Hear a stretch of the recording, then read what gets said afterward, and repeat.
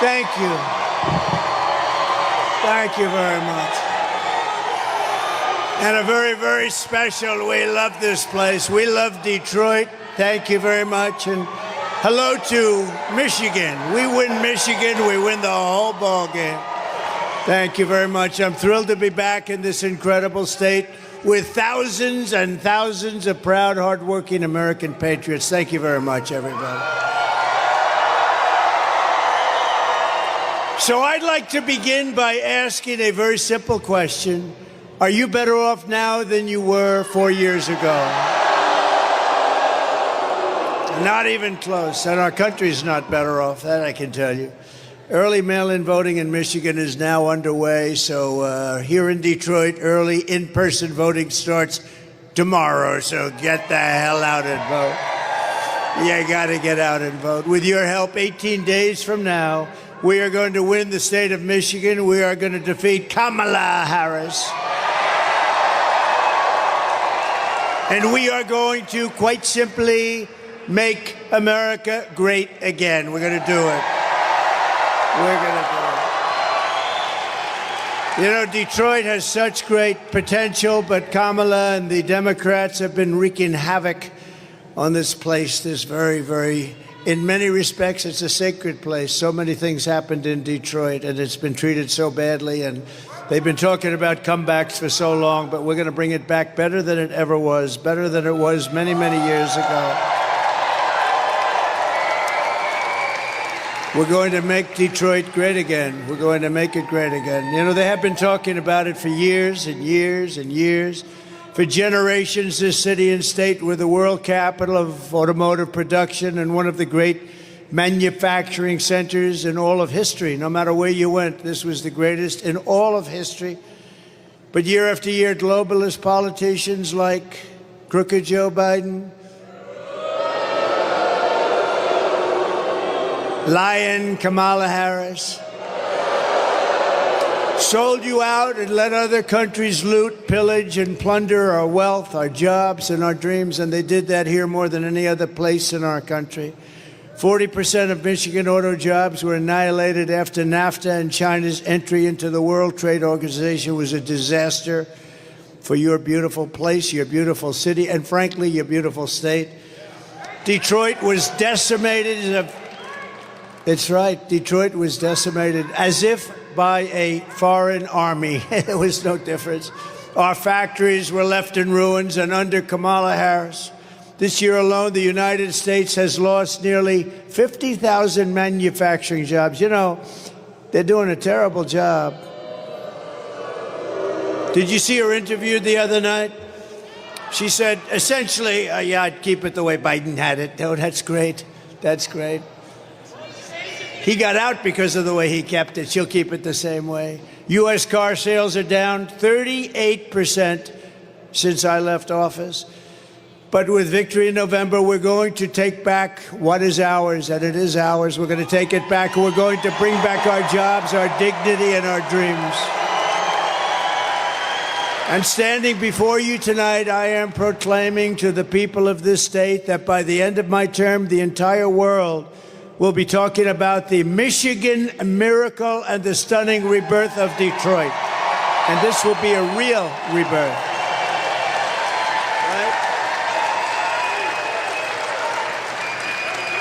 Under the Trump administration, all who have robbed you, raided you, ransacked you, and abused you will discover very quickly America will not be taken advantage of anymore. We were taken advantage of for years, for decades. We will reclaim our stolen wealth, and the days of Detroit's economic glory will return greater and stronger than ever before. Promise. And I know how to do it. Oh, do I know how to do it. I will put Detroit first, I will put Michigan first, and I will put America first, and that's the way it is.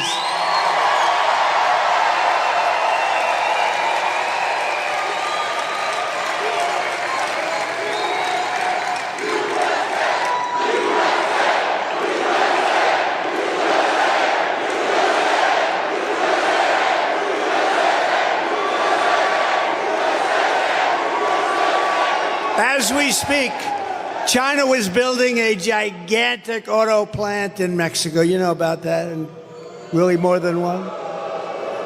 Don't worry about it. I took care of it for you. Took care of it. It's already done.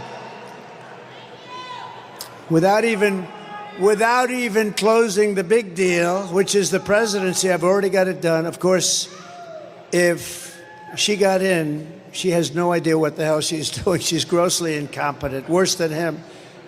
Then I cannot tell you what's going to. I can tell you they'll build the plant. I can tell you, but it's already done. They think they're going to sell all of their cars into the United States and destroy Michigan, but it's not going to happen. It's not going to happen, I promise you.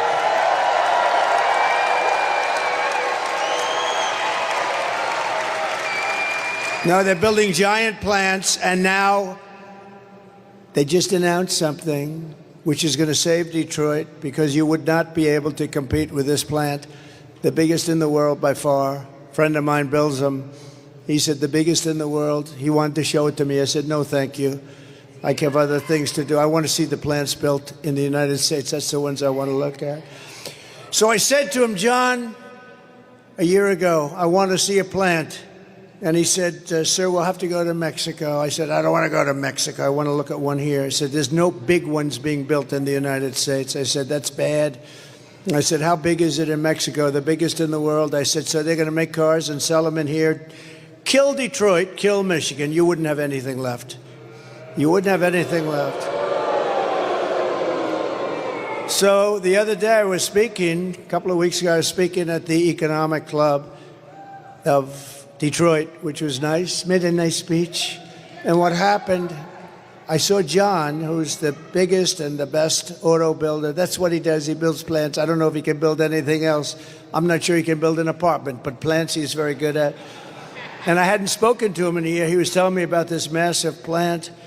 And I spoke, and I explained how I'm going to put massive tariffs, very big tariffs on anybody in Mexico that's selling cars are going to hurt our business here. And I said to him, how's that plant coming along, John? And he said, sir, they just told me it's over. They're not building it. They think Trump is going to win. He's going to impose tariffs, and it's worthless. You owe me big.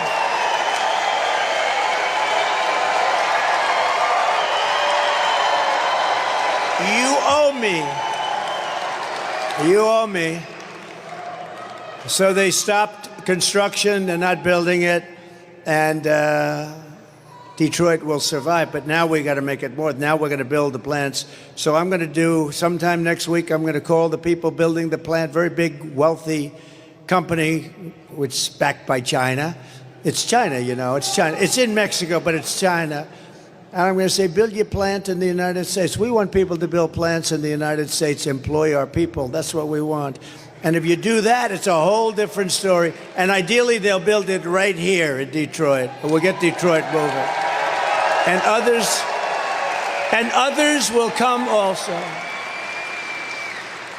So vote Trump, and you will see a mass exodus of manufacturing jobs from Mexico to Michigan, from Shanghai to Sterling Heights, and from Beijing to right here in Detroit and other cities all across America.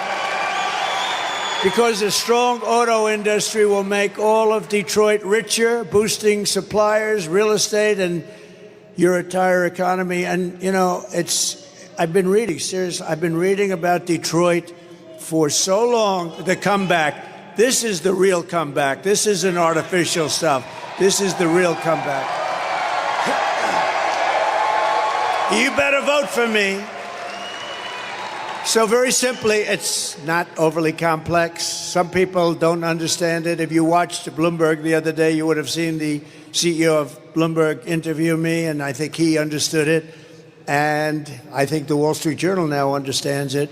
Because to me, the most beautiful word in the dictionary, it's not love, it's not respect,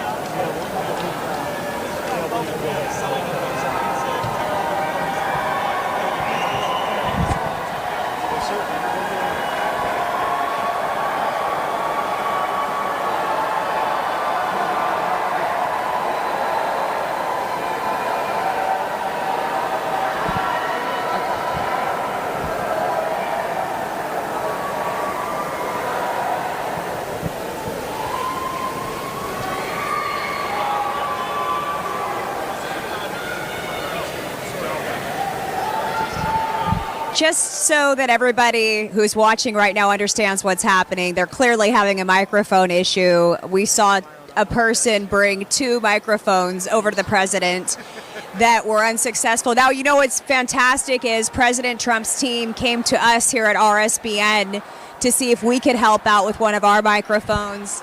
And our camera operator, Will Lawrence, he actually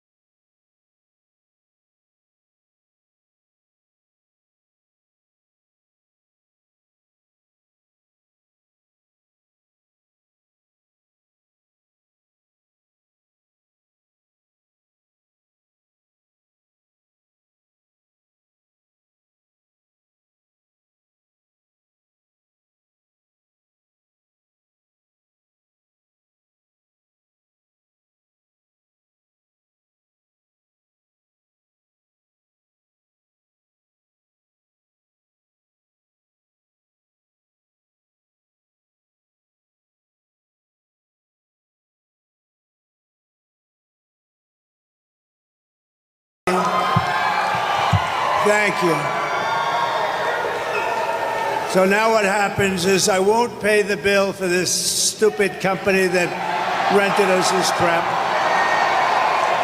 I won't pay the bill, and then we'll have a story that Trump didn't pay the bill to a contractor. No, when they do that kind of a job, don't pay the bill.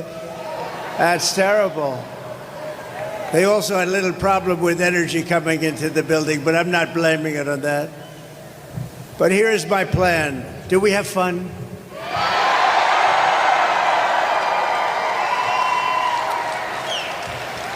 And can everybody hear perfectly now? I don't like the mic anyway. I didn't like it from the minute I started. And this is important because we're doing things here that are really going to be amazing. So let me know, and if it goes out again, I'll sue the ass off that company. We're going to sue them. Then they'll say what a horrible guy Trump is. He's a terrible guy. Starting in January, we will give our companies the lowest taxes, the lowest energy costs, the lowest regulatory burdens, the free access to the best and biggest market on the planet, that's us, but only if they make their products here in America and hire American workers for the job. And if these companies don't make their cars and products here, then they will pay a tariff, a very stiff tariff, when they send their products into the United States for the privilege of competing with our workers and our cherished companies. We're going to protect our companies. We're not going to let them steal our companies like they have in the past. We're going to call this policy Build It in America Plan, because when foreign leaders and CEOs call me up to complain about our tariffs, my answer will be very simple. Build it in America. Very simple. And to be specific, build it in Detroit, and we'll give you good electricity. Or build it in Dearborn or Lansing or Grand Rapids or Flint. The centerpiece of this plan will be a 15% made in America corporate tax rate. So we brought the rate down, and you saw this, from close to 40% to 21%, and you've already had that. Nobody thought it could be done. We got it down to 21. Now we're going to get it down to 15%, but only if they build it in America. Does that make sense? And for those who don't make their product in America, they will be forced to pay tariffs, and we will take in hundreds of billions of dollars toward our budget. We'll pay down our debt. We'll reduce your taxes still further. I gave you the largest tax cut in the history of our country. And we will take in so much money, and we will take in so many jobs, and we will be bringing, for the first time in years and years and decades, companies will be coming to us, and they'll be coming back to Detroit, and they'll love it.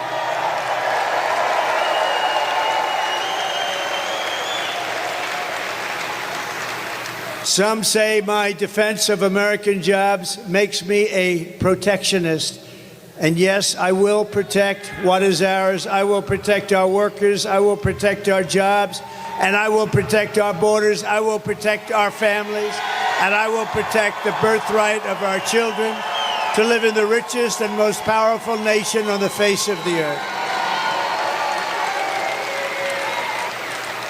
These pro-worker policies are among the many reasons, and it's not protectionist, it's pro-worker. It's really not protectionist.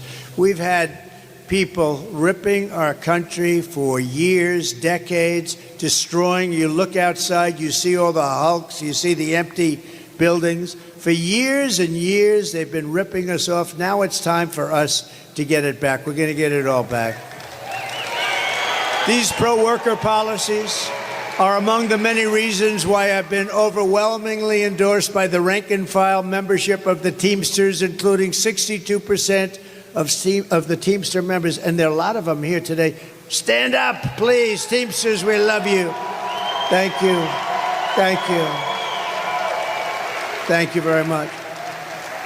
Kamala does not even pretend to have a plan to save Detroit because she knows her agenda will reduce your future to rubble. She's not going to. Her plan will drive every company, even small businesses, out of our country or out of business. It's a disaster. It is a disaster. Kamala's inflation has already cost a typical family over $30,000 in higher prices, and now she's proposing to raise the typical family's taxes by nearly $3,000 a year. So watch these two videos. Let's see if they have some electricity going to them, please. And it would be nice if the television cameras could watch them also, because they don't do that. President, there are many different tax policies which could cripple the economy, but the first thing she wants to do is allow these Trump tax cuts to expire. Even the New York Times admits that 85% of the middle class got a tax cut. Americans will face a hike. The Tax Foundation finding that a couple with 2 kids making $165,000 a year would have to pay over $2,400 more in taxes.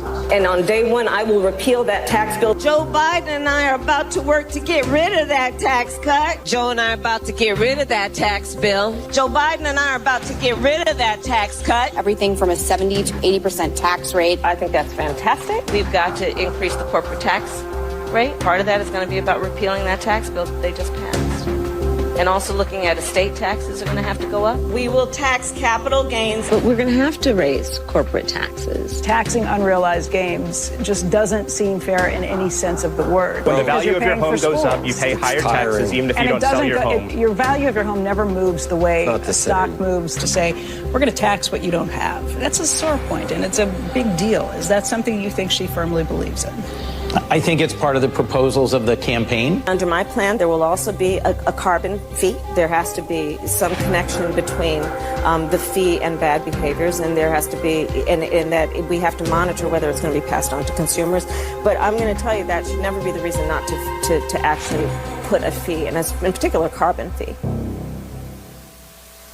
Kamala Harris is going to significantly raise taxes. Taxes are going to have to go up. Kamala's plan will raise families' taxes by nearly $2,600 a year. Under Kamala, prices have already soared. Now she'd make it worse with even higher taxes. Taxes are going to have to go up. President Trump will cut taxes again. No taxes on tips, overtime, or Social Security. I'm Donald J. Trump, and I approve this message. Thank you.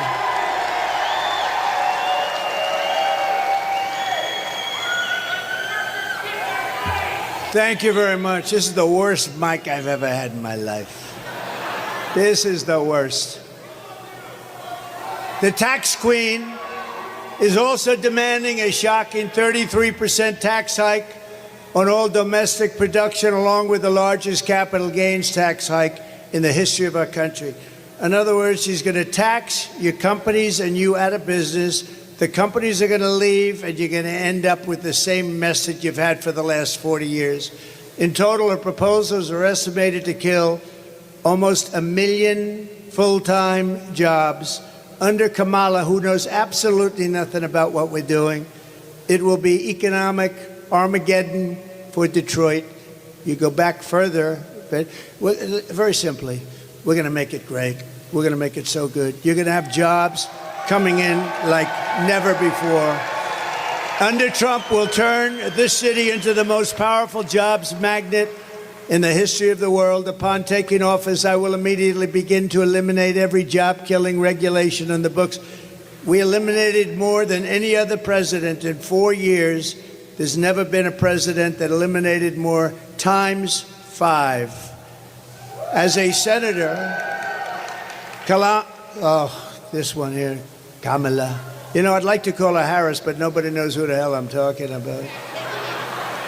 You ever see that? Like, you say Harris, who the hell is Harris?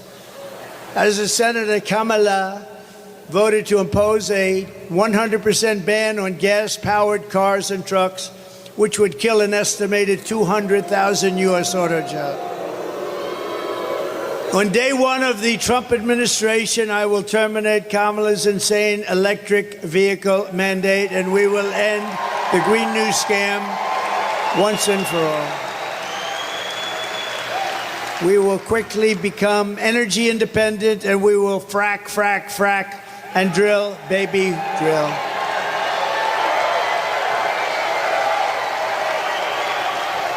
I will cut your energy prices in half within 12 months. So listen, I will cut your energy prices in half, 50%, 5-0.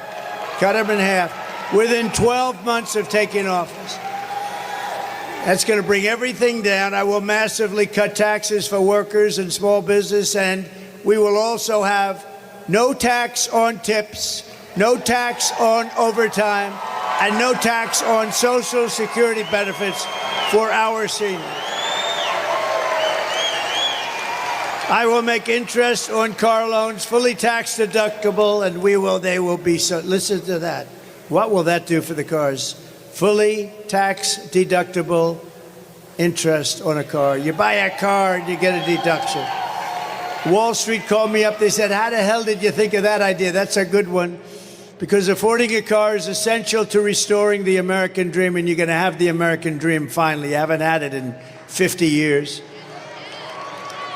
Working with Elon Musk, is he good or what?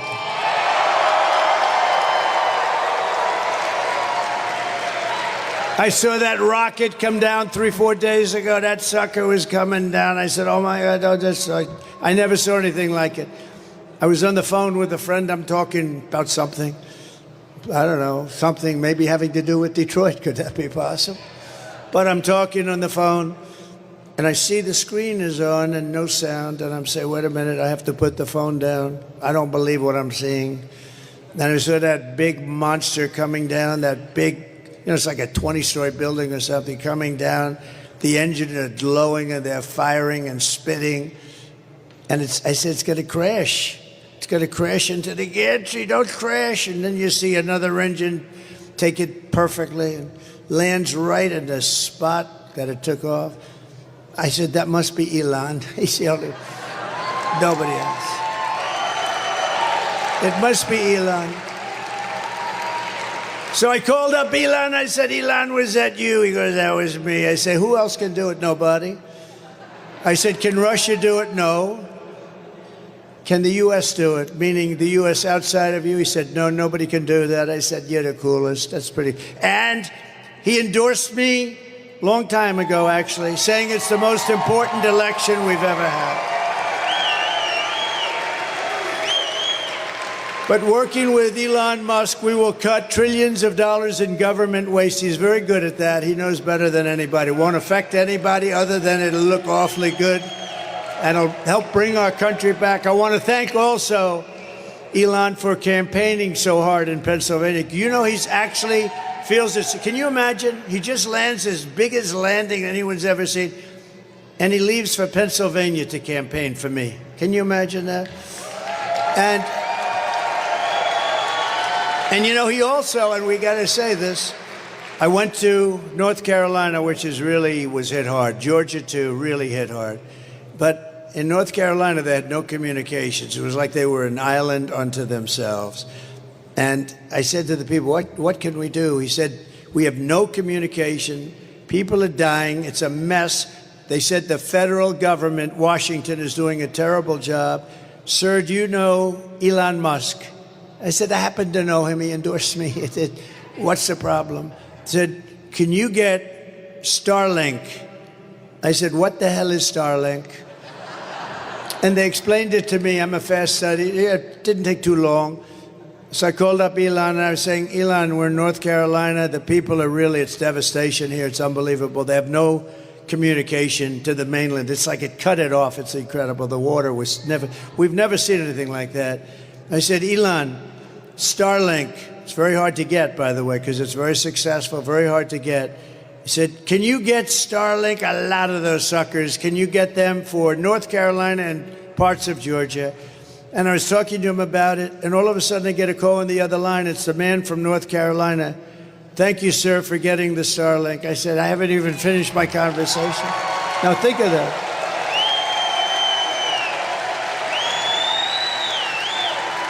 I said, Elon, I haven't even finished my conversation, and they're already saying you said.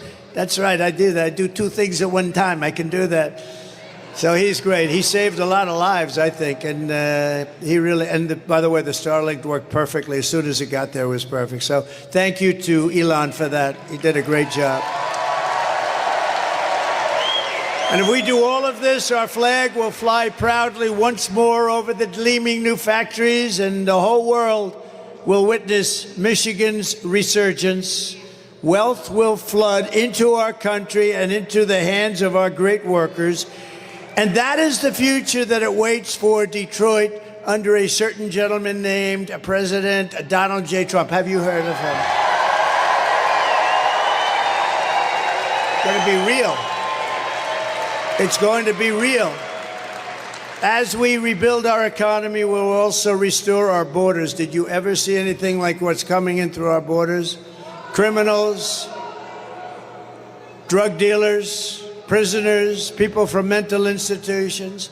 For 4 straight years, Kamala has imported an army of illegal alien gang members and migrant criminals from prisons and jails, insane asylums and mental institutions all around the world, from Venezuela to the Congo, and she's resettled them into your communities to prey upon innocent Americans. I happen to think it's the worst thing that's happened. I think it's worse than inflation. I think it's worse than a bad economy. I think it's the worst thing that happened to us.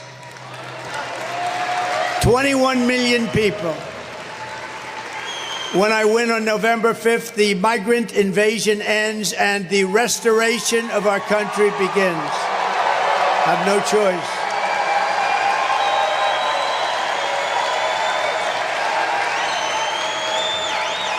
One of the deadliest and most vicious migrant gangs that Kamala has imported into our country, or to say it a little differently, Kamala, but I don't give a damn if I pronounce it right. Who the hell can pronounce it? It's the savage Venezuelan prison gang, Tren de Aragua. Do you know them? Very nice. It's a very nice group of young gentlemen. Very fine people. They were gang members in Venezuela. We let them into our country. By the way, they're taking over parts of cities all over the place. But in Aurora, Colorado, and communities in all 50 states, this gang is terrorizing law-abiding citizens, including taking over multiple apartment complexes. You have to take a look at this. Take a look. Open borders, deadly consequences. Border crisis. Record high crossings are putting a strain on cities across America. It is a full-blown invasion. Armed Venezuelan gang members storming an apartment complex in Aurora, Colorado. When people talk about migrant crime, this is what they're talking about. Biden and Harris had created a program to bring them in under humanitarian parole. I am in favor of saying that we're not going to treat people who are undocumented across the border as criminals. More than 13,000 illegal immigrants convicted of murder have been released into the United States. My 20-year-old daughter, Kayla Hamilton, was murdered in her own room. Kayla's murderer was apprehended by Border Patrol crossing illegally into the U.S. Kayla's murderer had been improperly released into the United States. Abolish ICE. Yeah, we need to probably think about starting from scratch. An Afghan national is in custody today after being accused of plotting an election day terrorist attack. The suspect entered the U.S. on a special immigrant visa. More than a dozen people suspected of being Tren de Aragua gang members right here in San Antonio. The gang members had been terrorizing the apartment complex. New details in the murder of Laken Riley. The illegal immigrant suspect, who cops say committed the heinous murder, is a Venezuelan national. And was paroled and released into the country by the Biden administration. 2 men investigators say are in the country illegally from Venezuela are charged with capital murder in the death of Jocelyn Nungaray. Court documents suggest a group of men arrested for beating and robbing a Dallas woman last month are members of a Venezuelan street gang. Manuel Hernandez was booked by Colleyville police just 2 days earlier and released the day before the robbery.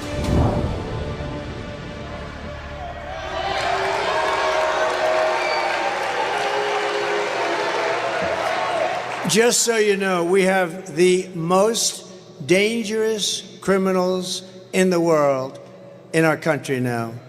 We never had anything like this. These are the most dangerous criminals in the world. They make our criminals look like very nice people. That's about the only thing you can say. But they are the worst, among the worst people, and they come from all over the world. I thought it was 158 countries. Last week they reported is 181 countries. They're coming from all over the world. They're emptying their prisons into our country, mental institutions into our country, and they're taking their street gangs and their drug dealers and terrorists are now in our country. 21 million people came in under their rule, and she was in charge of the border. She's a grossly incompetent person, and we can't let this happen. We have to get the hell out and vote and get them out of here. The United States is now an occupied country. How about that? You ever think you'd be hearing that? We're an occupied country. We're being occupied. You know, if you have a 1 million-person army, that's a big army. They've got millions and millions of people. If they just take a small percentage of them, they'd have 6 million man or woman army. Think of that. They've let these people into our country. They're emptying out the jails all over the world, the mental institutions all over the world. They're coming in. I think it's the biggest problem we have. I don't care. Deflation and inflation is all bad stuff. But this is, the polls say, the biggest problem is our economy, which stinks. The second biggest problem is inflation, which is devastating, worst we've ever had. And the third is our border. I think the border is the first biggest problem, if you want to know the truth. But November 5th, 2024 will be Liberation Day in America.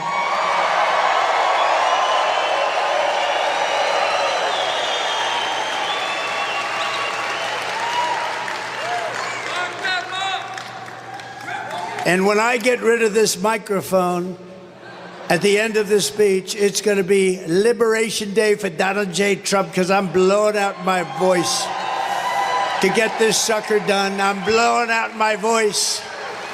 But I'm going to get through this speech because you're from Detroit. We're going to turn this place around. We're going to make sure that electric current comes into it like it should. Liberation of Donald Trump. Good night, folks. That's terrible. But I think it's okay. I mean, you can hear. If I scream like hell into the mic, I think it's good for you, not so good for me. But that's okay. That's what my life has been about for the last 10 years, and that's good because we love you. We're going to turn it all around for you. Under Kamala Harris, 13,099 illegal aliens, convicted murderers are on the loose in the United States. Immediately upon taking the oath of office, I will launch the largest deportation program in American history. Have no choice.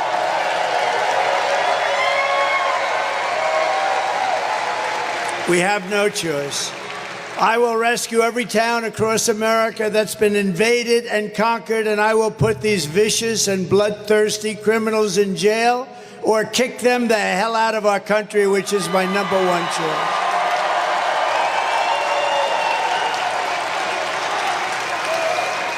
To expedite removals of the Tren de Aragua gangs and other savage gangs like MS-13, which is just as bad. We have them by the thousands now. I took them out by the thousands, and they now are coming back in by the thousands. These people, what they've done to our country, I can't even believe it.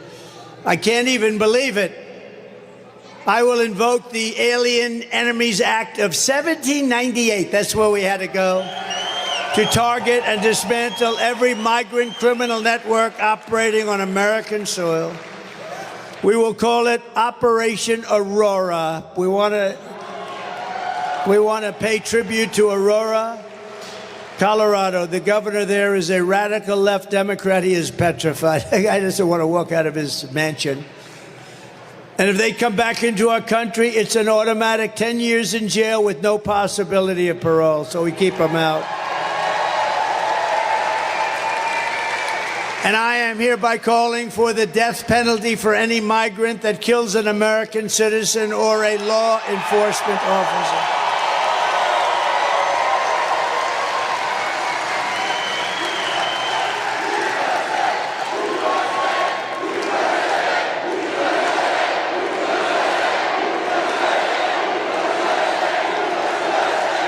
Kamala's migrant invasion is also devastating our great African American community, stealing American jobs, crushing wages, undercutting the voting power of our own citizens, and bringing drugs, crime, and death to our country. You know, we're devastating the African American population. They're taking their jobs. It's terrible. It's terrible. And also Hispanic. They're taking a lot of Hispanic jobs. And the jobs created by Biden are all being taken by people coming into the country illegally. So, you know, it's terrible. Yet Kamala says there is nothing she would do differently. Listen to this. She'll do nothing differently. Would you have done something differently than President Biden during the past 4 years?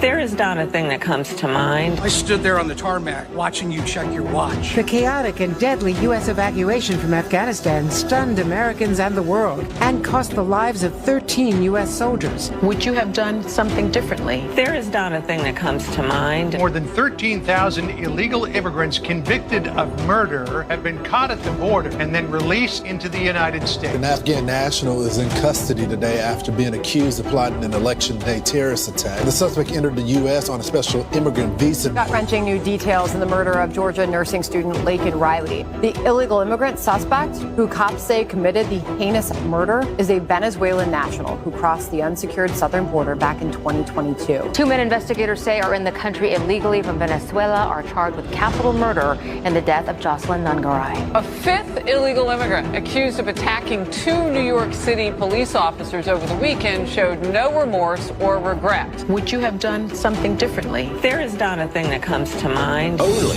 18% say the economy is in excellent or good condition. U.S. inflation has hit a new 40-year high, increasing by 9.1% over the financial year. The cost of homes have spiked. Home buyers need to earn 80% more than they did in 2020 to afford a house. Were you the last person in the room? Yes.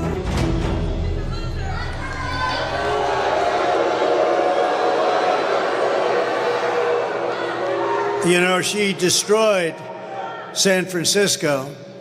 She destroyed California along with Gavin Newsom. Destroyed it. Did you say when Newsom said that you're not allowed to even ask for voter ID? If anybody asks somebody for voter ID, it's considered a crime. You know why? Because they want to cheat. There's only one reason why. We want to be very careful. Detroit, if you want to end this disaster, you must get out and vote. You have to get out and vote right now.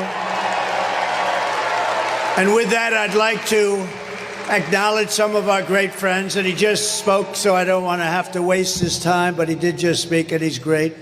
He's one of our really true leaders in this country. We're all lucky to have him running for the Senate. Mike Rogers. Where's Mike? Mike, thank you, Mike.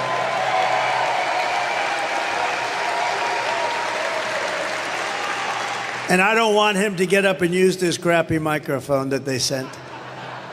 I don't want him to do that. I want to keep him good and healthy. Unlike Trump, I want him to have his voice tomorrow. When I get up tomorrow and I can't speak, I'm going to say Detroit did it to me, but that's...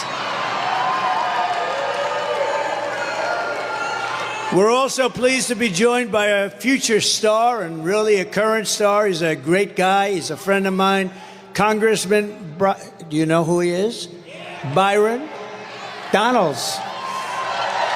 Congressman Donalds. Thank you. Thank you, Byron. He's a great guy. He's a great guy. Thank you very much, Byron. Michigan House Republican leader Matt Hall. Matt. Thank you, Matt. How are we doing here, Matt? We doing good? Gonna win, I hope. We gotta win. So far, we're winning. And Senate Republican leader Eric Nesbitt. Thank you, Eric. A man, thank you very much, Eric. A man that I said, you gotta do this, you gotta do it. He wasn't sure if he wanted to, you know, he had a great career. I said, I'm sorry, Pete Hoekstra. You got to do it. You got to become the GOP chairman. Ambassador Pete Hoekstra. Thank you, Pete. Great job. So, Peter, we going to win? How are we doing? Thus far, I hear like way above projection. We're not even talking about polls anymore. These are way above projection. A man who is probably more knowledgeable about auto workers for Trump and auto workers, period, and who knows exactly what we're doing. He's a member of the union, but he's not happy with what they're doing, with the whole thing, what they're doing. You know, they've lost a lot of jobs over the last few months, and it's going to continue until you have no jobs in this country. We're not going to let it happen. We are going to have more jobs, and it's going to be more powerful as an automobile capital than it was in its heyday 60 years, 70 years ago. It's going to happen. It's going to happen fast. Brian, stand up. Brian Pannebecker, thank you very much. Thank you, Brian. And Dr. Masad Boulos, great friend of mine, and Michael Boulos, my son-in-law. He's a wonderful young man. Stand up, please. That's good. That's good.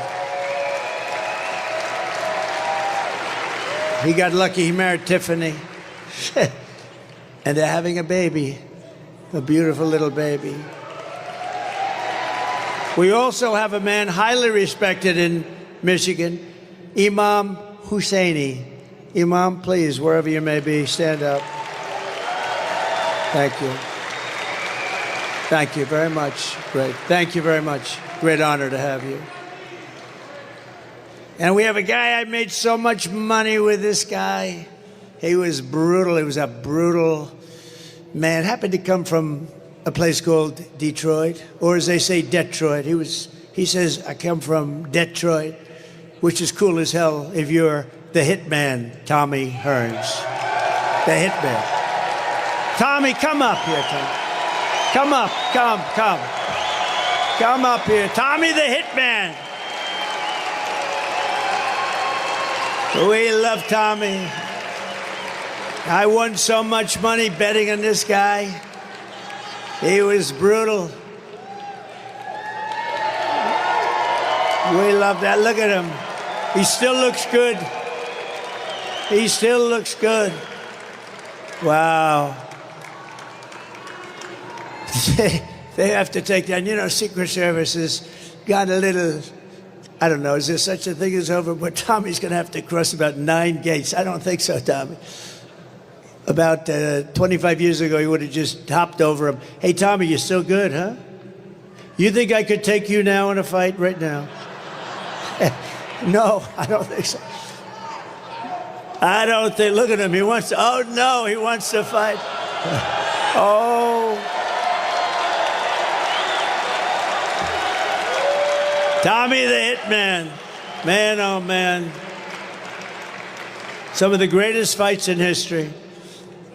Oh, look, he wants to come up. We should have him up, right? Come on, Tommy. Man, oh man. I saw him in the audience. I said, we got to get. I see a lot of people in the audience. I'm not bringing them up. Come on, Tommy.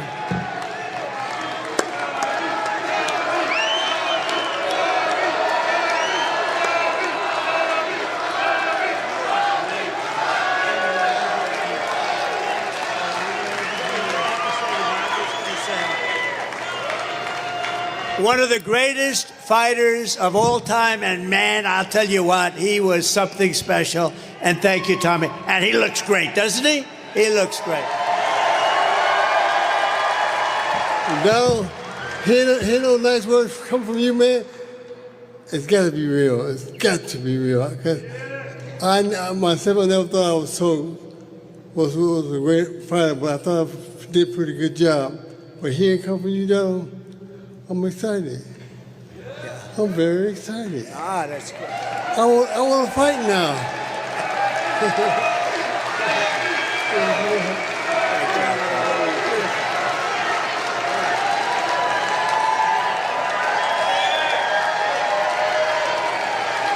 Man, he fight.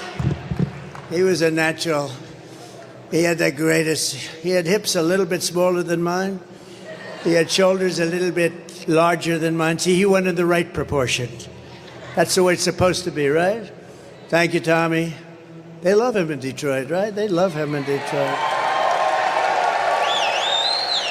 Another man that they love in Detroit is a rapper, and he's one of the hottest in the world, actually. Trick Trick. Where's Trick Trick? Trick Trick. Come here, Trick Trick. Come here. Maybe we should have him do a little rapping or something, huh? Come here. Look at him. He looks good. He looks good. Wow. You look good. Do a little rap if you want. Have a little fun. You'll have fun. What up, though, Detroit? If y'all know about Trick Trick, y'all know I'm about bringing it all to Detroit. So please welcome the 47th President of the United States as we make Detroit great again.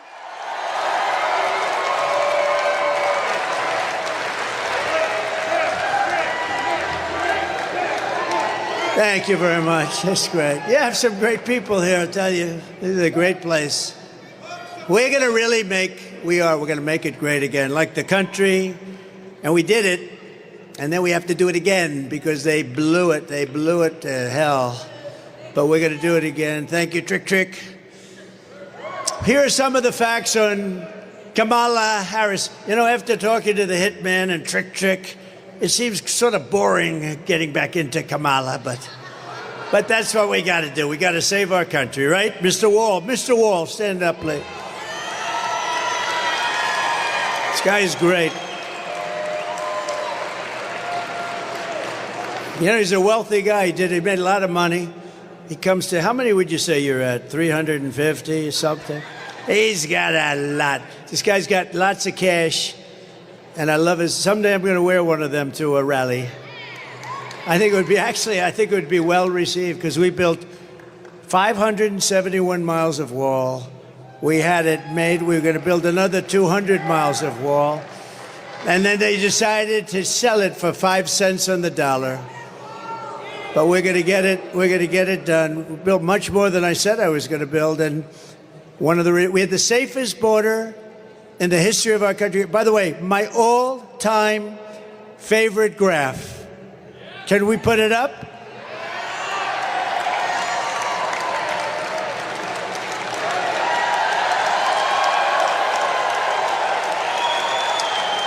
That's my all-time favorite. Illegal immigration saved my life, if you think about it. But that arrow in the bottom, that's when I left office. That was the lowest point of illegal immigration. That included drugs and so many other things. It was just everything. But it was also, you know, they dealt with so many different elements of different forms of crime, the people that were coming in. And look what happened after that. Look at that. So that was me. That was me, and the last day, and then you look, it was like a rocket ship. It was like Elon Musk sent the rocket ship up, and that was loaded up with criminals of the worst kind, and that's what we have now in our country. And it's worse than that because that one, I want to keep it just the way it was. I'm not going to change it at all. But the numbers on the right, they continue for a long time. It's just an amazing thing. But we love that piece of paper. We love that chart more than any. I sleep with it. I kiss it every night.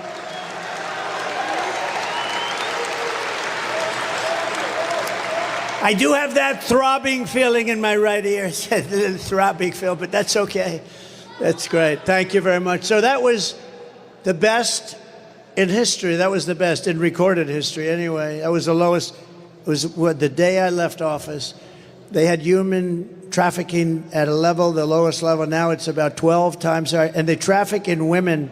They traffic, in children, but they traffic in women more than any other thing. It's a horrible, you wouldn't even believe it could be possible. So thank you very much. I just wanted to see if you had that. I looked to the right and a lot of things happened. And you know, we went to Butler a few weeks ago and we had celebration. 101,000 people showed up. 101,000. Butler, Pennsylvania, 101,000 people showed up. And it was a beautiful tribute to Corey, the great firefighter. He was a great guy, a big Trump fan. And two other wonderful gentlemen were really hurt badly. They thought they were not going to make it, and the doctors did an unbelievable job, and they're getting better and better and better. But that's a rough thing. That was some evening, I will tell you. But what was really some, and we had an opera singer that was so incredible, right? We had an opera singer that was incredible. We had the bells of Notre Dame. Now, they were recorded. We tried bringing them over, but they wouldn't let us do that. But we had a moment of silence, then the bells rang, and then the opera singer sang, and we had Ave Maria by Pavarotti. We had a whole night. It was an unbelievable tribute. It was a tribute to him. 101,000 people. Kamala Harris is a radical left Marxist, rated even worse than Bernie Sanders and even worse than Pocahontas. Does anyone know who Pocahontas? The great Pocahontas, they said, "You should never use that term. Please apologize." I said, "I'd like to apologize to the real Pocahontas for..."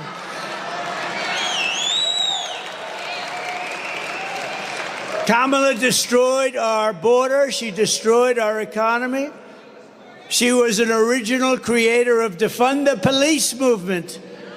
Anybody that wants to defund the police, even for one day, we don't want them. They're not worthy of being the president of the United States. If you have that ideology, and she does, she's a Marxist, communist, fascist, anything you want. Remember I said, we will never be a socialist country. Remember I said that as a state. We will not be a socialist country. And I was right. We skipped socialism. We went down to communism. So I was right. I like to be right. I was right for the wrong reasons, right? Kamala Harris vowed to abolish ICE. These are the greatest people. They're tough, they're smart, and they love our country, and they take people out that nobody else wants to touch. I have some friends in the front row. They're very tough. They're not doing it. They said, we'll pass. And she wants to get rid of them. She wants to get rid of ICE. She wants to ban fracking. And as California Attorney General, she redefined child sex trafficking, assault with a deadly weapon, and rape of an unconscious person as nonviolent crimes. She pledged, think of that, she pledged to confiscate your guns. Would anybody like to give up their guns? She wants to confiscate. You feel a little safer when you have all these criminals. Think of it. They allow hundreds of thousands of prisoners to come into our country. Some are murderers, some are drug dealers. They come in and then they say, by the way, we're taking away your guns also, right? They don't go, would anybody like to volunteer to give up your guns? Please raise your hand. Oh, we have one guy. I have a feeling he won't be doing it when they... Nah, thank you very much. Good. Thank you. Sit down. That's enough. That's enough. He's our friend, but that's enough. And endorsed a total ban on handgun ownership. She wants to endorse a ban, a big one. She already did. She even called for free sex changes for illegal aliens in detention. How about that one? And most importantly of all, she lied about working at McDonald's. That's like not a big thing, but can I be honest with you? It's terrible. But there is a video, you know, we talk about woke, and they want to take us woke. And we have a video that I think you'll enjoy. It's about when we won 2 world wars, when we were although we did defeat ISIS in about 4 weeks, I will tell you, we have a great military. But I think you'll enjoy this, the way it used to be and the way it is right now.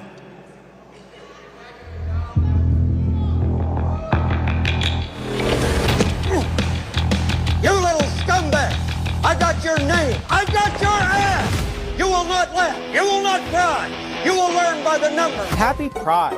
Happy Pride Month, and actually, let's declare it a summer of pride. So you're a killer? Sir, yes, sir! Let me see your war face! Sir, you got a war face? Ah! That's a war face. Now let me see your war face. Ah! Bullshit. You didn't convince me. Let me see your real war face. Ah! I hear it and I know that I know you wanna take. You will be a weapon. You will be a minister of death, praying for war. But until that day, you are pukes. You are the lowest form of life on earth. You are not even human fucking beings. You are nothing but unorganized, grabastic pieces of amphibian shit. How to abracadabra, these bitches know I got answers the way I. It looks to me like the best part of you ran down the crack of your mama's ass and ended up as a brown stain on the mattress.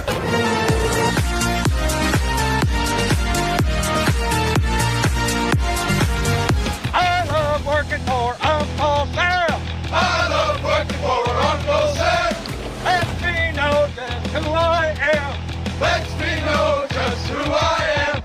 1, 2, 3, 4, United States Marine Corps. 1, 2, 3, 4, United States Marine Corps. Pretty cool, right?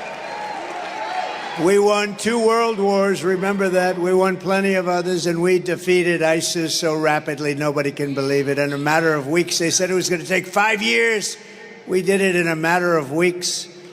In conclusion, with your vote this November, we are going to fire Kamala, and we are going to save America.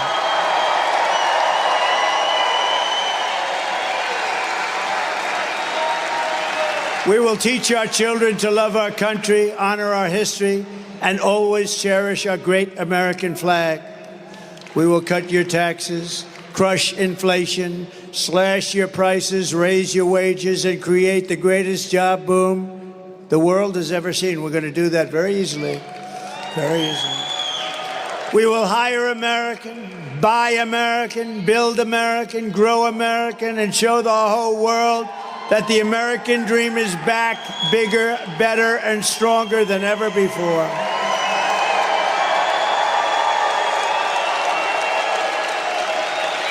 I will stop the... Absolutely, darling.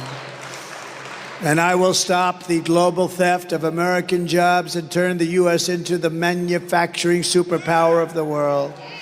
I will end the war in Ukraine immediately. I will get it done while I'm President-elect.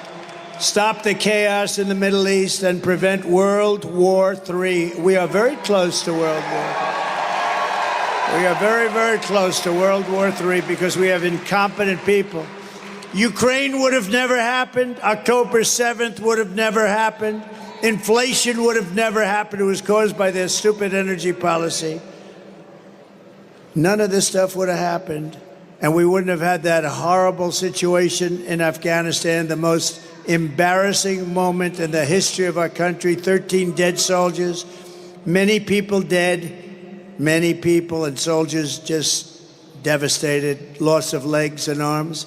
All of that wouldn't have happened. And of course, we gave them tens of billions of dollars worth of brand new military equipment that I bought and they gave it away to the Taliban.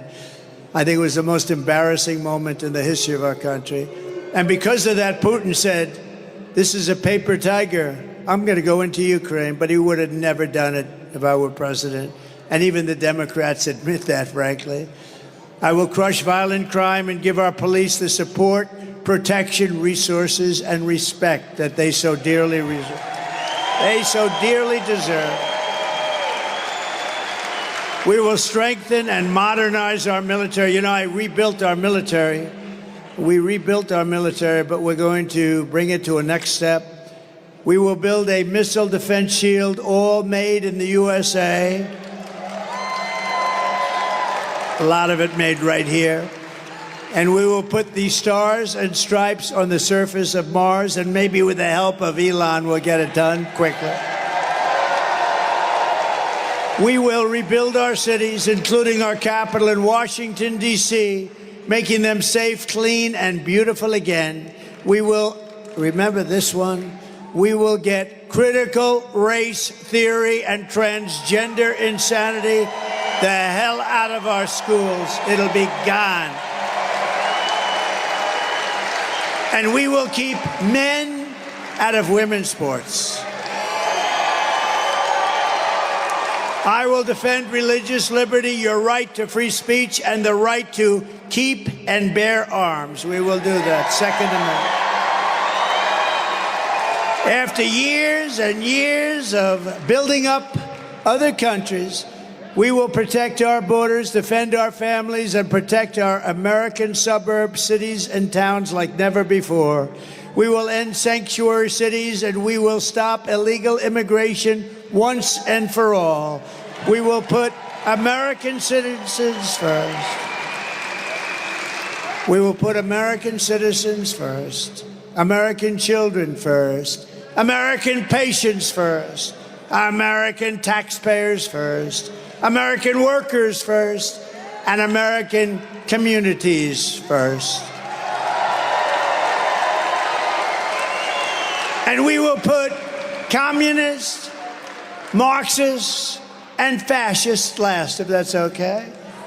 And they will always be last. They will never make a comeback. They're getting very close. We got to win this election or they're going to be there.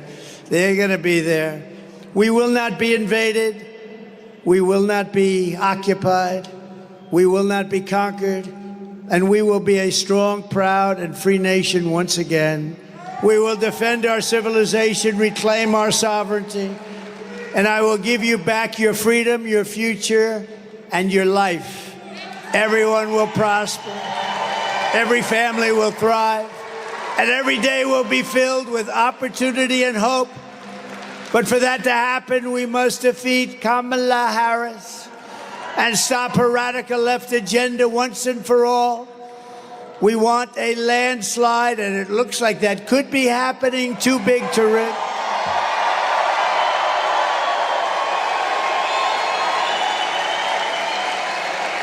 Early voting is underway, so get everyone you know and go out and vote. Go tomorrow. It's just starting. Go and vote. Make sure you vote and bring all our friends that want to vote for us. Tell them, Jill, get your fat husband off the couch. Get that fat pig off the couch. Tell him to go and vote for Trump. He's going to save our country. Get that guy the hell off our... Get him up, Jill. Slap him around. Get him up. Get him up, Jill. We want him off the couch to get out and vote. Bring your friends and get them out. After all we have been through together, we stand on the verge, and this is true, I really believe this. We're on the verge of the 4 greatest years in the history of our country. With your help from now until Election Day, we're talking about 19 days. 19. We will redeem America's promise, and we will take back the nation that we love. We have to take it back because we've lost it. We've lost it. Nothing will sway us. Nothing will slow us, and no one will stop us. We will press forward to our magnificent American destiny, and together we will fight, fight, fight, and vote, vote, vote, and we will win, win, win. We're going to win, win, win. And November 5th will be the most important day in the history of our country, and together we will make America powerful again. We will make America wealthy again. We will make America healthy again. We will make America strong again. We will make America proud again. We will make America safe again. And we will make America great again. Thank you, and God bless you all.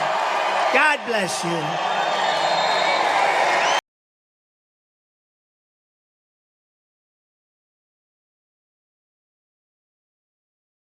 At Grainger, we're for the ones who pay attention to every little detail. The ones who fuss, tinker, and sweat the small stuff. Because you know the tiniest thing can make the biggest difference when it comes to keeping business moving. We get it. We're the same way, offering access to product experts to help you quickly and easily find what you need. So whatever your industry, you know you're always getting professional-grade products. Call, click Grainger.com, or just stop by. Grainger, for the ones who get it done. I know.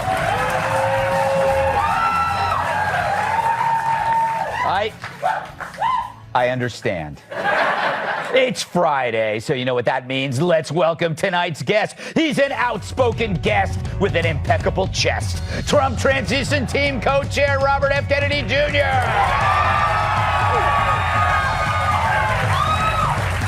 She makes moonshine and hosts The Bottom Line. Fox Business anchor Dagan McDowell. This man is iconic and his legs are bionic. Fox News contributor Johnny Joey Jones.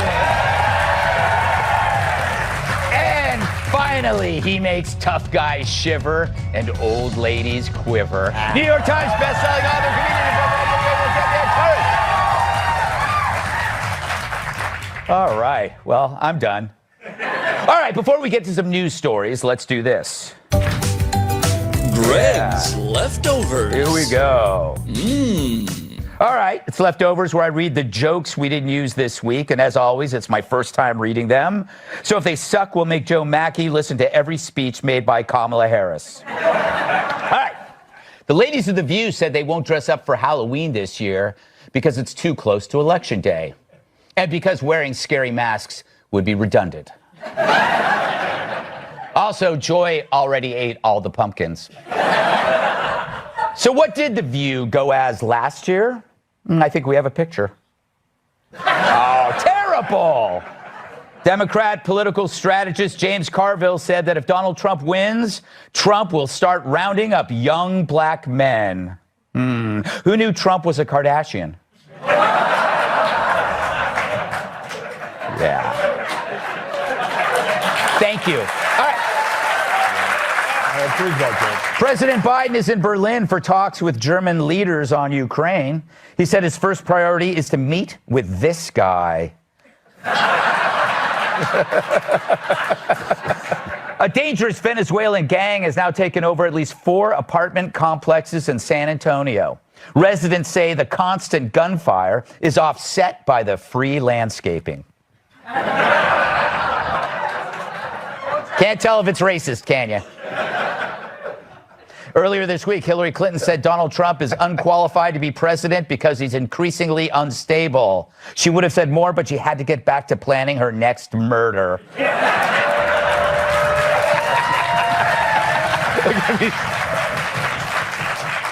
During a campaign stop this weekend, Donald Trump is expected to work the fryer out of Pennsylvania McDonald's. Which means, as a change of pace, your Big Mac will now come with a stray orange hair. Terrible. A woman was caught trying to sneak a sword through security at LaGuardia Airport. She told officials she needed it to commit suicide in case the in-flight movie was Joker 2. Bath and Body Works apologizes for the KKK-looking candles. It didn't help that the scent was of freshly picked cotton.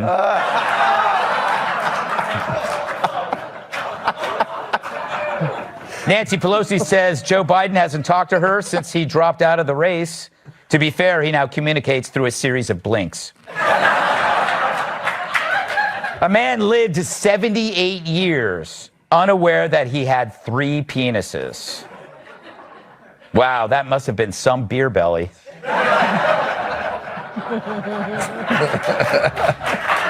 It's okay, you don't have to clap. Wow, a new study reveals that Gen Z would rather be models than doctors. Makes sense. If you're a doctor, you got to put a finger in people's asses. If you're a model, you just have to put a finger down your throat. Terrible. Ooh, terrible. Al Pacino says there are advantages to being a new dad at the age of 84. For one, the family saves money buying diapers in bulk. And finally, to break the Guinness World Record for the largest pair of jeans, a Chinese company assembled a pair with a 190-foot waistline. Needless to say, they're calling the design the Christie. All right. Let's do a monologue. So, a new poll shows how supporting Donald Trump hurts your chances in the dating scene. 43% of people between the ages of 18 and 34 said they would have a more negative view of a date if they voted for Trump. On the flip side, only 19% would view a date more negatively if they voted for Kamala Harris, which means that the right is more tolerant than the left, or that will bang anything, even stupid chicks. Now, I'm no expert in dating. I haven't been on a date since women started having penises. But the bigger picture is how people now attach moral judgment to political alliances, which only seems to go one way. No one ever morally condemns the liberal aunt at Thanksgiving. It's only the conservative uncle. And this trend is everywhere, not just the dating pool. Take a look at our schools. A California teacher allegedly held a mock election and rewarded Harris supporters, kids, with a pizza party. Libs of TikTok obtained a phone call between a concerned parent and the educator. Take a listen. You had told the class that whoever votes for Kamala will get a pizza party, but those that don't will not be included in the pizza party. For Harris? Yeah. I believe only one period 5 had a majority for Harris. Mm-hmm. And I said, and to follow that same spirit, because the Democrats are more for feeding the hungry, free medical care, more services, just pay higher taxes, that I'll be willing to buy pizza for the class. So the other classes, because they did not vote for Harris, they're not going to get pizza? Yeah. Well, they can. They just do what the conservatives do, which pay for yourself. Amazing. No problem. So there's a pizza party just for the Kamala kids, while those Trumpy brats must be punished for holding a different belief. It's ostracizing, but you probably felt it yourself once or twice. I know I have. In the old days, when I was vehemently anti-Trump, I had lots of famous and not so famous friends. Then when I changed, many of them changed too. They dropped me like a hot potato, or in my case, a gorgeous small fry. Now think about Trump's merry band of motley supporters, unapologetic free thinkers like RFK Jr., Elon Musk, Tulsi Gabbard. And then think about all the people they pissed off by not taking the easy road and supporting Kamala, but instead backing Trump. Did they lose friends, piss off family? Of course. Now, I often heard Gutfeld's changed. He's not the same guy from the red-eye days. Well, duh. People change, and they should, especially when given new information. I would hate to be the person whose ego keeps them trapped in old, defeating ways because they can't admit that they're wrong. That only makes you bitter and resentful. And if you're one of those people who expect others to stay the same to please your own assumptions, it says more about you than us. Something's missing in your life, and it's bigger than politics. Which is why we can all take a lesson from Trump's pirate ship of supporters, the RFKs, Elons, and Tulsis of the world. They're all vastly different, all previously holding antithetical opinions about Trump, yet unafraid to adjust their thinking and forge their own independent path despite what others may think. It's not easy, certainly not as easy as just avoiding the resentment of others. We always talk about people having FU money, you know, being rich enough so you can say whatever you want. Maybe it's better to have FU friends, being loved and respected enough by so many real friends that you can shed the people who dump you over politics. In time, they'll find out that they need you more than you need them.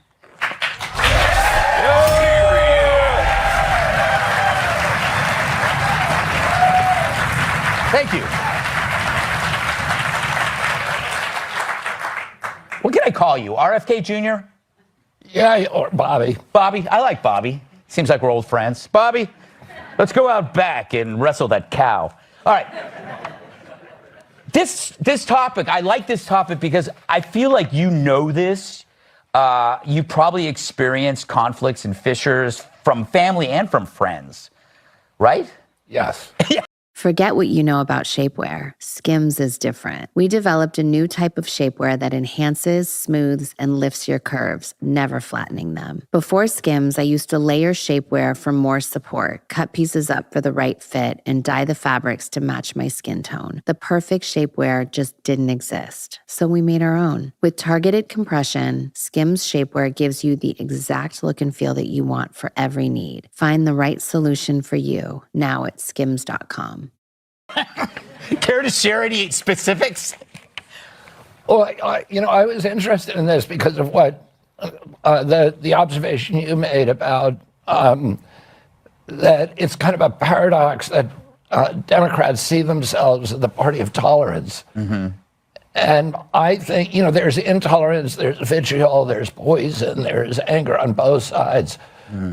But I found that it's more that the Democrats are much less tolerant of somebody holding different political beliefs. There's the tribalism and the orthodoxies are much more insidious in the Democratic Party.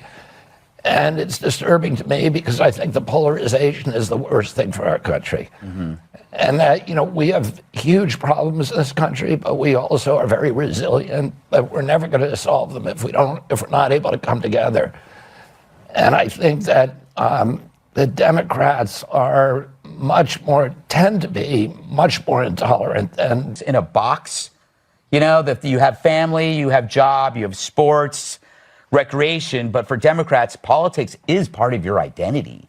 Maybe that's what it is. I don't know. That's my thought. There's also, I think that the people who these days who tend to be Republican or conservative are much more inclined to critical thinking. And I think that used to be the purview of the Democratic Party, but you had said before that we left the Democratic Party, that Elon, myself, and Tulsi, I think all of us feel like the Democratic Party left us. Yeah. A party of Robert Kennedy, of John Kennedy, doesn't exist anymore. That was the party that was anti-war. It was the party that was against censorship. It was the party that opposed the corporate takeover of our government. Today, the Democratic Party is the party of war. It's the party of censorship. It's the party of Wall Street, of big pharma, big tech, big data, big banking, and the military-industrial complex. And big butts because of the diet. Yeah, well,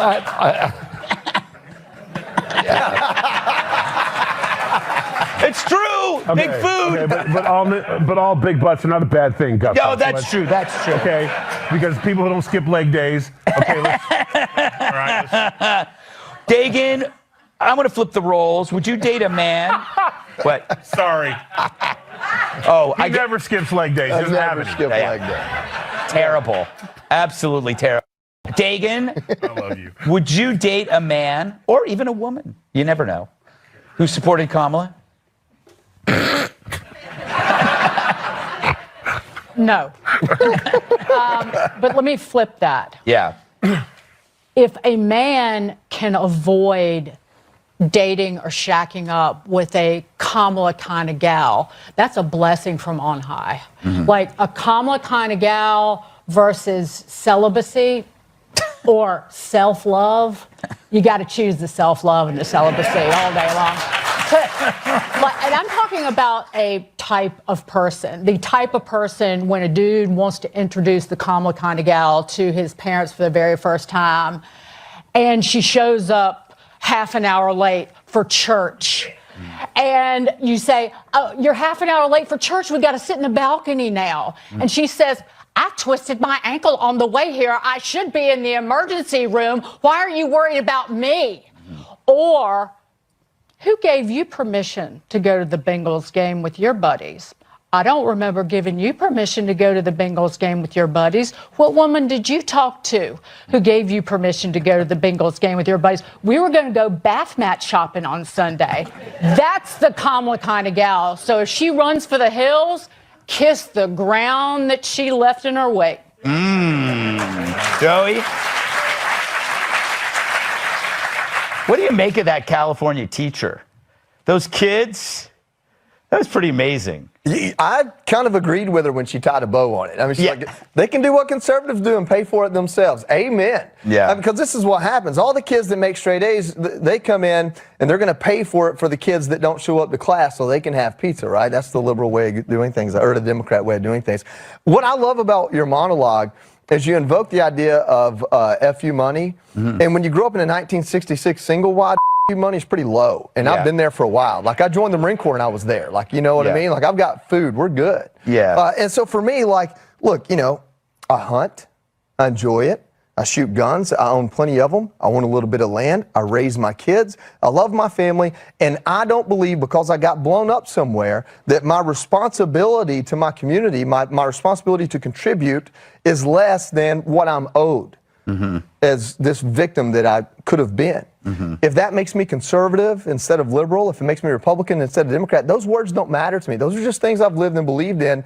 But if you don't like me because of that, then yeah, you know, $2 in my pocket's FU money. Yeah. Tyrus, I think you've been around, so to speak. Any dating advice for the modern male who isn't woke? Wait to see what the UFOs are bringing. It might be something new, more understanding, because I will never disagree with the great Dagan McDowell, but some of those behaviors she described, I've been experiencing myself, and it's more conservative than I am. So I you know, it kind of goes around. But we're missing the most beautiful thing of your monologue, was that the teacher had to reluctantly say 5 of the classes voted for Trump. One of That's right. Out of the mouths of babes. My beard is safe. But that's and one other thing. I guarantee you those kids who voted for Trump also, when they said pizza party, probably voted for Trump so they wouldn't get the pizza party because they know pizza's bad for them. It's not the same pizza. They probably had their meal prep from their power conservative mom, and they were not going to come home with dairy and stuff in their bloods in their stomachs. So let the little, and I guarantee you the little chubby guys who are not going to recess or voting for Kamala, let them have their little pizza party, but they can't escape from the really in shape conservative bullies chasing them down. Wow. Don't bully. Yes. Hey, we do not condone bullying unless they're really annoying kids. Okay. Up next, why Trump's the winner at the Al Smith dinner. Trump's got the quips at the dinner. Kamala skips. Our video of the day comes to us from the Al Smith dinner, a fundraiser for Catholic Charities here in New York. Historically, presidential candidates attend together, setting aside their differences for a good cause and the chance to brutally roast each other. And Trump did not hold back. Roll it. Chuck Schumer is here looking very glum. Doesn't he look glum? It looks glum. But look on the bright side, Chuck, considering how woke your party has become. If Kamala loses, you still have a chance to become the first woman president. There's a group called White Dudes for Harris. Have you seen this? But I'm not worried about them at all because their wives and their wives' lovers are all voting for me. The major issue in this race is child care, and Kamala has put forward a concept of a plan. A lot of people don't like it. The only piece of advice I would have for her in the event that she wins would be not to let her husband, Doug, anywhere near the nannies. Just keep them away. I used to think the Democrats were crazy for saying that men have periods, but then I met Tim Walz. Well, I'd better wrap up because Mayor Adams told me earlier that I needed to make this one very quick, especially the city has reserved this room for a large group of illegal aliens coming in from Texas. But much like Jesse Water, when the bill comes, Kamala was a no-show. The first Democrat nominee to bail on the dinner since '84. And if you can't remember the candidate in '84, that's why. She chose instead to play a cringeworthy pre-taped skit. The Al Smith dinner provides a rare opportunity to set aside partisanship. Who was that? Oh, sorry, Mary Catherine Gallagher. Mary Catherine Gallagher. It's so nice to meet you. It is a very important dinner, and it's an important tradition that I'm so proud to be a part of. Sometimes when I get nervous, I stick my fingers under my arms and I simmer them like that. I'm giving a speech. Do you have some thoughts about what I might say tonight? It's time for a woman, bro. Don't forget to say superstar. Thank you, Mary Catherine. Thank you, Mamala. Well, that was timely. Does anybody born after 1980 even know what the hell that was? But surprisingly, the MC of the evening, Jim Gaffigan, who also plays Tim Waltz on SNL, didn't let the Dems off the hook. President Biden couldn't be here tonight. The DNC made sure of that. You know, this event has been referred to as the Catholic Met Gala. 22% of Americans identify as Catholic. Catholics will be a key demographic in every battleground state. I'm sorry, why is Vice President Harris not here? The Democrats have been telling us Trump's re-election is a threat to democracy. In fact, they were so concerned of this threat, they staged a coup, ousted their democratically elected incumbent, and installed Kamala Harris. In other words, all her dreams have come true. Ouch! Hurts more than my hemorrhoids. So, Bobby, you were there last night, and I wanted to ask you, because we were talking about this earlier, this divisiveness, this thick cloud of divisiveness, and yet you see Chuck Schumer playfully engaging Trump, and it kind of bothers me, because it's like, on the publicly they say Trump is Satan, and then they're like, shaking hands and having comfortable conversations. Is Schumer aware of the damage that his demonization is having when it's not especially when it's not true? I didn't see, from my perspective, I could not see Schumer enjoying any part of it. Yeah, okay. He did look glum throughout. And, one of the really interesting phenomena about what's happened over really since COVID is that it used to be that comedy was the purview of the left. Mm-hmm. And that Republicans who were kind of at that time spouting kind of corporate and governmental orthodoxies. Mm-hmm. You can't be funny when you do that. No. And then all the funniest people on the left became not funny. Stephen Colbert, who used to be one of the funniest people in the world, you can't watch him anymore. Yeah. And all the comedy is now happening on the right. And even when I didn't like Trump, when I believed all of the propaganda against him, and and saw a lot of the things about him that are let's say unconventional. But I always said he's the most entertaining politician that we've had in my lifetime. He has great comedic timing, and he showed that last night.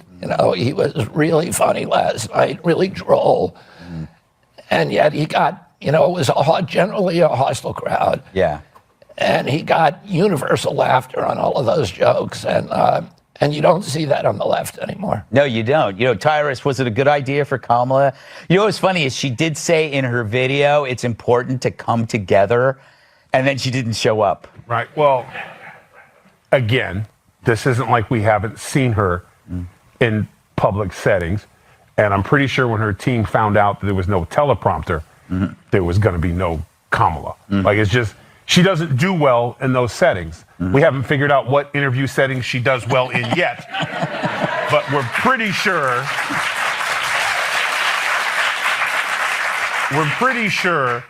getting up there in front of people and telling jokes. And here's the difference. Trump said some ones that weren't so great, right? Because unfortunately, he didn't have time to prep. Yeah. Because somebody made him late. That was high.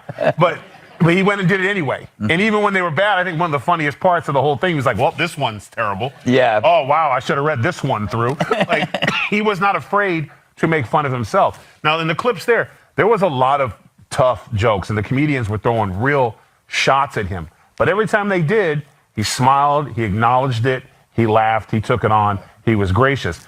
That would not have happened the other side. We would have saw what happened. We saw when who gets mad at Bret Baier? How hard is it? Like, no one gets mad at Bret Baier.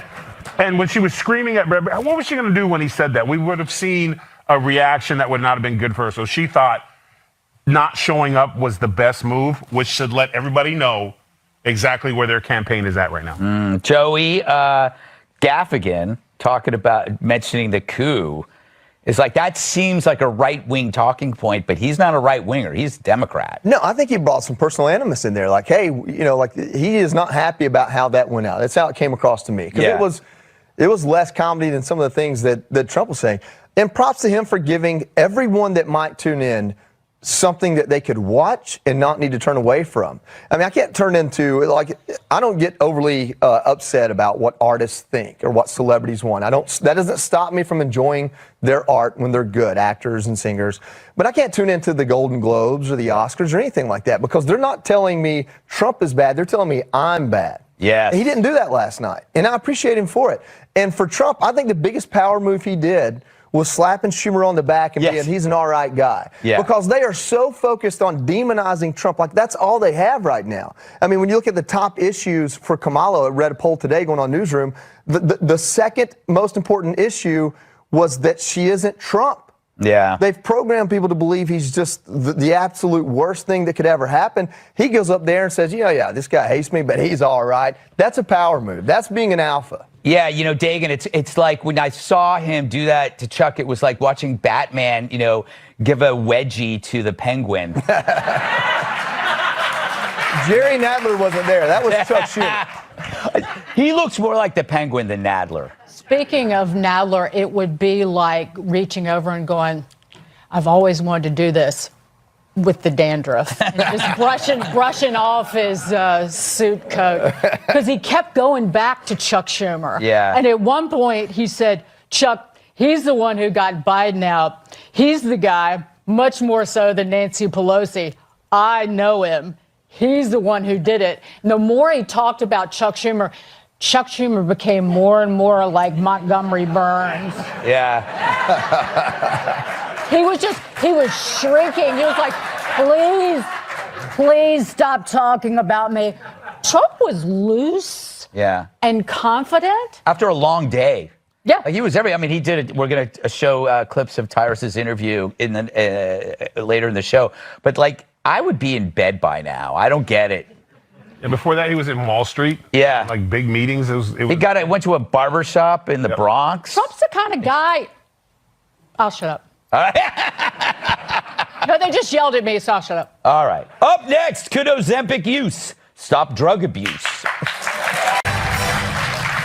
Weight loss drugs reduce substance abuse. I'm going to go to you, Bobby. This is your wheelhouse. So there's this new study suggesting that this miracle weight loss drug, Ozempic, can also decrease opioid and alcohol abuse substantially, as well as reduce sleep apnea and cognitive decline, which sounds like great news. But I'm always suspect when a drug ends up getting more than one usage. It's like now it's got 7 usages. Is this going to help make America healthy again?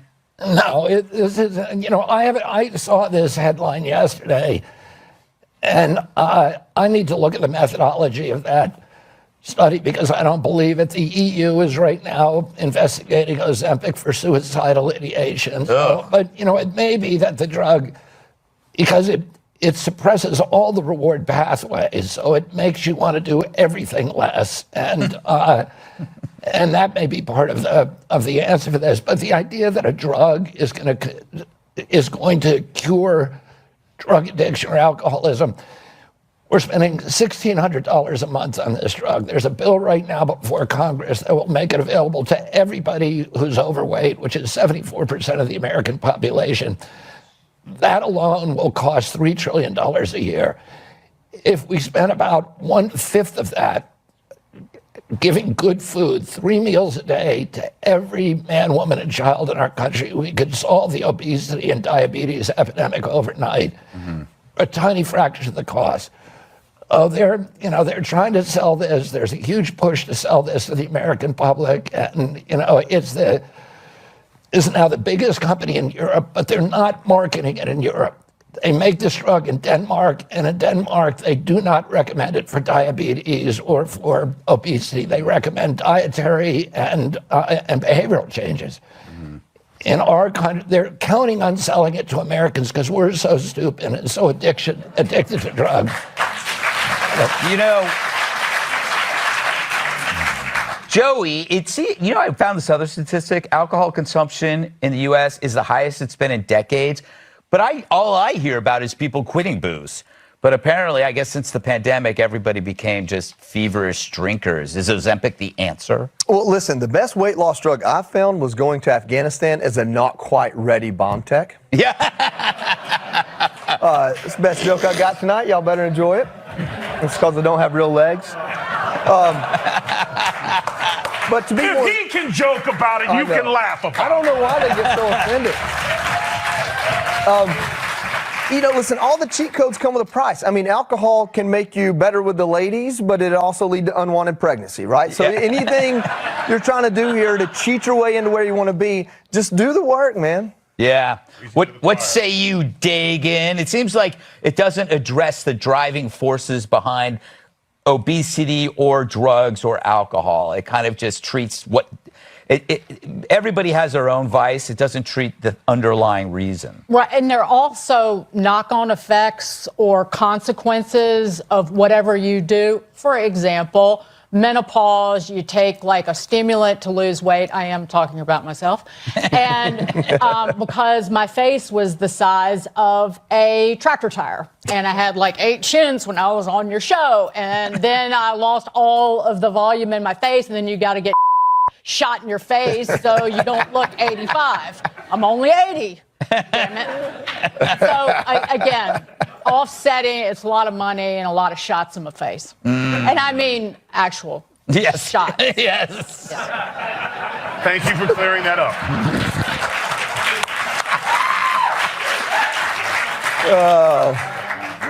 Tyrus, what do you think about this? I think it's criminal, especially because until we fix our food, until we fix our drinking water, you're going to have a bunch of skinny, fat, unhealthy people. Yeah. So you're better. It's putting a Band-Aid on an amputation. Sorry.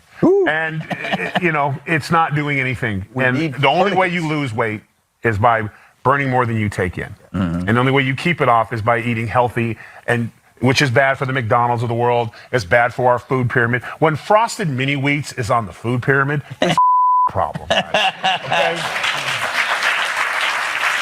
That pyramid was it was a crime against humanity. The original pyramid, 8 to 12 servings of bread. Yeah, we look it. Yeah, no. Like you eat bread, drink, and the reason why alcohol is up is the administration.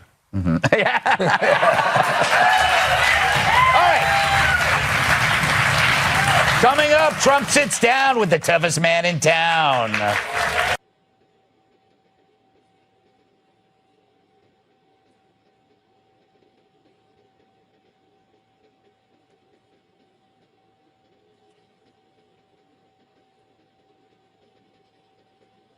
Mũi đơn thứ 15. Hàng 15 mũi đơn thứ tư.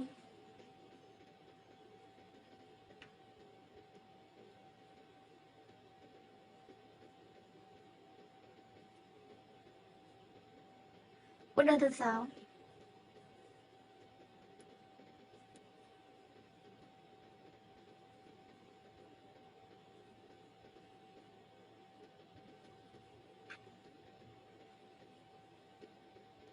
Mũi đơn thứ 12.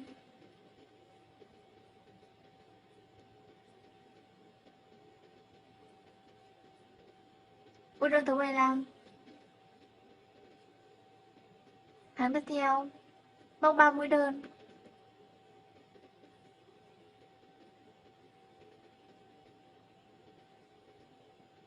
Đổi sang sợi màu xanh.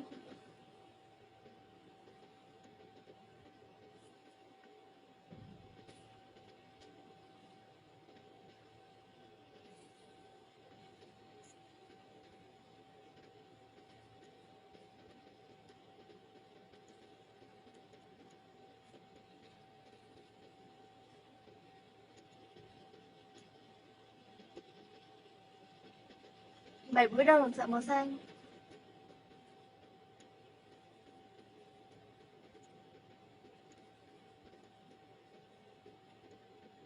Bữa đau thứ tư.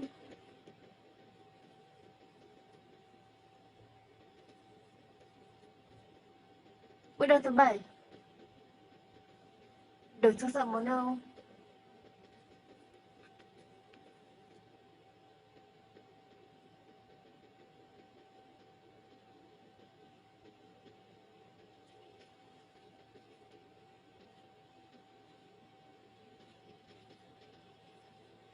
Bốn bữa đau sợi màu nâu.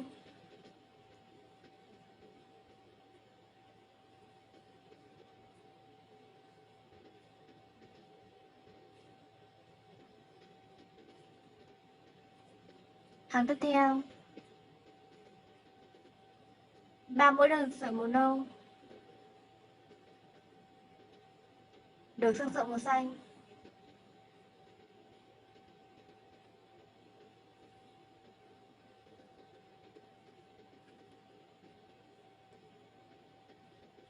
Một mũi đằng sợi màu xanh. Được xương sợi màu đỏ.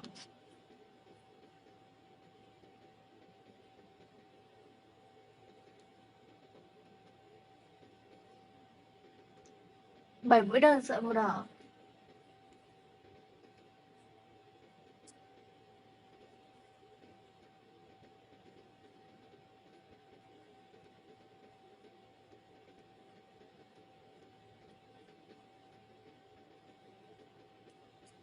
Được xương sợi màu xanh.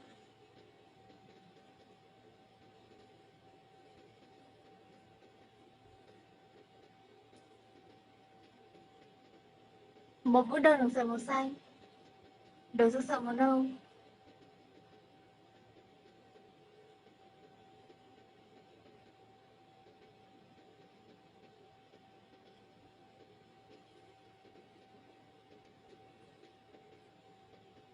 Ba mũi đơn được sợi màu nâu.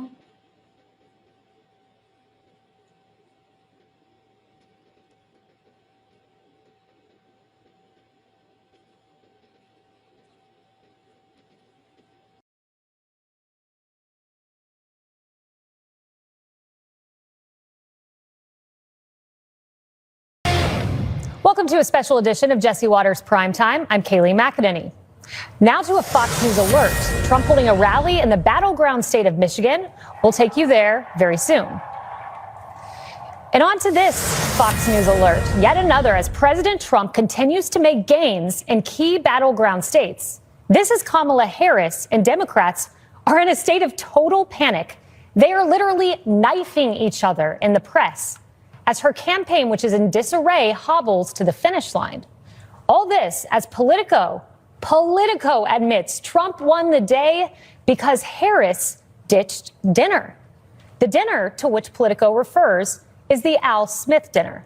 It is the one night of every election cycle where candidates can put politics aside and come together for lighthearted fun. The night is about raising money for Catholic charities. But it's also an opportunity for presidential candidates to show that they are the candidate that you want to have a beer with. The story of Al Smith's historic run for the presidency is truly inspiring. It gives me hope that in America, it's still not possible for a fellow named Al to be the commander-in-chief. The heralded arrival of a man known to Oprah Winfrey as the One. Being a friend and colleague of Barack, I just called him that one. He doesn't mind at all. In fact, he even has a pet name for me, George Bush. Earlier today, I went shopping at some stores in Midtown. I understand Governor Romney went shopping for some stores in Midtown.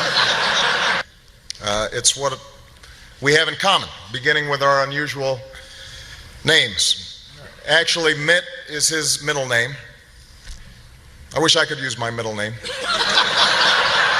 Hillary accidentally bumped into me, and she very civilly said, "Pardon me." Look, it's It's all in good fun, right? The Al Smith Foundation has been inviting presidential candidates for almost 60 years. Kamala Harris last night became the first presidential candidate since Walter Mondale to decline that invitation. And Mondale, as you may remember, went on to lose 49 states in a landslide. But since Kamala couldn't make time for Catholic Charities, the MC of the night, comedian Jim Gaffigan, spent the